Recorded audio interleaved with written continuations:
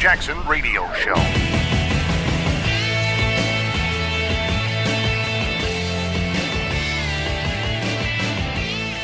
Welcome back, everybody. Kevin Jackson here. It's the Kevin Jackson Show.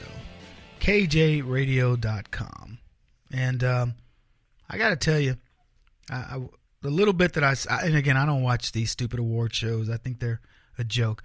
But I saw that they were going to be doing this thing for women, and I think they called the movement Time's Up. And the idea is, time's up for men to stop abusing women. And I thought to myself, well, why not, since it's a bunch of leftist women who condone this type of thing and actually, they like it. Why not appoint Harvey Weinstein as chairman of the board of this leftist fraud? Hollywood showcases how it handles scandals by pretending to care. They act like, we really care about women. They don't care about women. They don't care about children. They care about their paychecks. And what's funny, once they've made it is when they start to get their attitude. I remember when Viola Davis won for Best Actress or something, first black woman to win that for some TV series, and she was like, it's been a long time coming, and blah, blah, blah. And I'm thinking to myself, you weren't acting all sanctimonious and, raised fist racist, black ethnicity, etc. when you were trying to come up through the ranks. If you were going to have a voice about it, have your voice about it early on. Let people know. It's like, great, cry foul when you're a nobody. No, let me wait until I've made it and then I'll cry foul. Because it'll have so much more meaning at that point.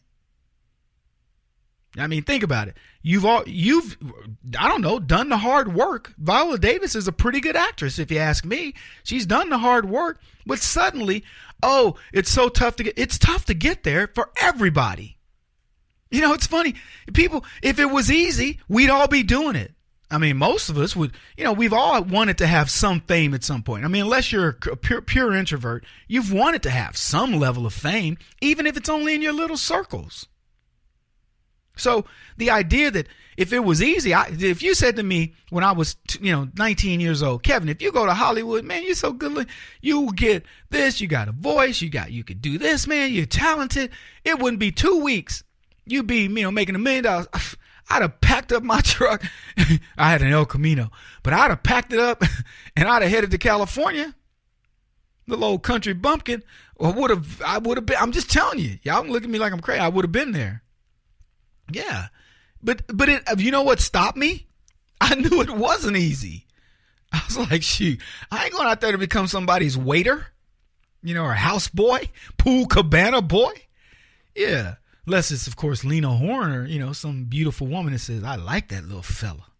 But other than that, unless, like one of the beautiful women of Hollywood said, I want to bring him out there and we'll give him the little house next to the pool, because I want him to be mine. I'm not going to Hollywood. No way. Because my fallback plan would have had to be something like that. There's no way I'm going to Hollywood to go be an actor, knowing that everybody that works in a restaurant is doing, and I'll be honest with you, I wouldn't put in the time. You know what I mean? If they said, Kevin, you have to spend years learning your craft. Nah. I like to act, but I'll just do it my normal stuff. Like if they said to me, you could do a little thing that's a 2-minute thing, okay, I can do that. But if I had to carry a show, nah. And I got to spend 10 years learning, no. I don't have that interest. But there are people who would sell their souls to go to Hollywood, to be a part of it, to get to that brass ring. And many of them are women. We're not hearing any of the horror stories of boys. We've heard of Corey Feldman and Corey Haim, but outside of that, we don't hear of too many stories involving men who didn't get what they needed out of Hollywood and got taken advantage of and all that. It's always the young starlet, the young girl. Yeah. The women of Hollywood, they're part of every one of them is part of the problem. They all know that these executives in Hollywood have been treating women this way for decades, and now they want to start their movement. Now they've got a movement. Shonda Rhimes, Reese Witherspoon, They say key players in an effort to have a defense fund for women, get this, in blue-collar industries, and they call for women to wear black to the Golden Globes. And what's funny is, can you see the game that's being played here? We want to help these women in blue-collar industries. They need our help. Because what the Hollywood starlets are telling you, the stars, the ones who've made it, is we know what goes on. We know we're part of the problem. So you know what we're going to do? We're going to pretend to care about the little people, the blue-collar women. How many blue-collar women, I mean, don't misunderstand me. There's sexual harassment. I have a friend who went through sexual harassment. It was undoubted sexual harassment. She's a pretty girl. And she works in a she works in IT. I'm from IT. She worked in IT. And the vice president of the company, would allude to her beauty quite often. And to the point of pretty much saying, you're going to get ahead here if you'll sleep with me. And he got fired. See, in the real world, these people are dealt with. In the fake world, the make-believe world of Hollywood, they get better movies and better actors and actresses. They get more breaks. Harvey Weinstein is the exception. He was so egregious that finally it caught up with him. But think about it. Harvey Weinstein got away with that for the better part of 30 years. Not exactly a punishment. And now he's in rehab. Did they take away his fame and did they take away his fortune? No. They took away some of his fame, but his movies live on. He's still got those movies. He's still got pictures with all these people. Yeah, he's somewhat disgraced. And maybe he's going to have to, I don't know what's going to happen to him, but I'll tell you this, that's not the fall from grace that people expect, where you're still worth over, like a guy's worth $100 million or so. Psst, no harm, no foul, Harvey. But time's up, they say. It's going to put this legal defense fund for blue-collar industries so people can protect themselves from sexual misconduct. We have that.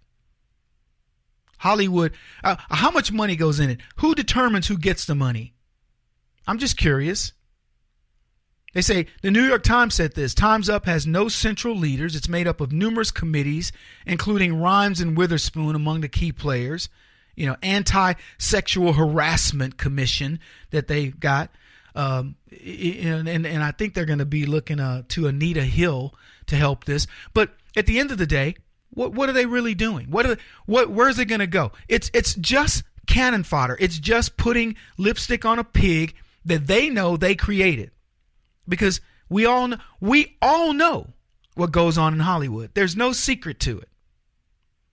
Go interview for a job in the blue collar industries and let somebody say, listen, I'd be happy to give you the job, but you're going to have to bend over my desk here. Let me have my way with you. Okay, as long as I get that job, said no woman ever. They walk out of there, they file a complaint, blah, blah, blah. Hollywood, they do it. So don't try to act all, we're going to be doing these women a favor now. Woo!